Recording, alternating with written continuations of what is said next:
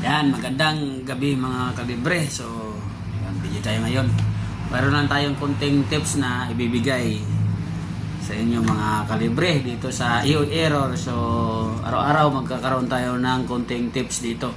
So, upload natin dito sa YouTube natin para mayroon kayong idea. So, ituturo lang natin dito yung mga pwede nyo i-check sa error na EO Error. So, magbibigay tayo bawat isang error, isang video para direct nyong i-check kung saan yung pwede nyong i-check sa ganitong error. Sa gustong magpa-member ng YouTube channel natin, so pwede kayong magpa-member sa YouTube channel natin. So pwede kayong magka-join doon para makikita nyo yung mga exclusive video natin na gaganapin at magkakaroon tayo ng live stream. So sa isang linggo, isang beses tayo magla-live stream. So, yun, pwede kayo mag-join doon. So, ang join lang naman 49 lang. 49 lang monthly yung mabayaran nyo sa subscription ng YouTube channel natin para mayroon kayong idea. So, direct to the point.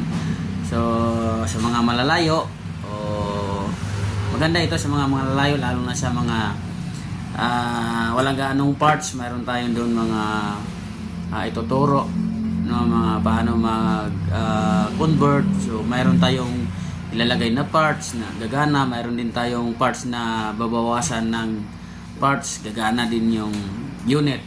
So marami tayong i-upload doon, kaya pwede kayong mag-join kasi siguro bihira na tayo mag-iikot. Nandito focus na tayo sa repair dahil summer na. So A1 error.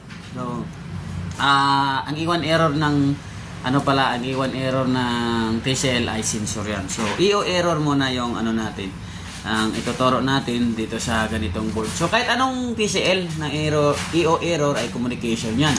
So pag communication problem, EO error, unahin nyo sa mga baguhan yung line indoor to outdoor kung may putol, tapos yung resistance. Yung pagkuha ng resistance natin para doon sa communication problem ay ituturo natin yan ng separate video. So, halimbawa, okay na yung communication ninyo, tapos titingnan nyo to ang board kung mayroong indicator light. So, may ilaw yan. May ilaw yan dito. May indicator light yan dito. Pagka walang indicator light, so, voltage checking tayo. So, ang voltage checking, mayroon din tayong video dyan na binibigay sa voltage checking. So, ituturo natin yan step by step ang voltage checking. So, dito,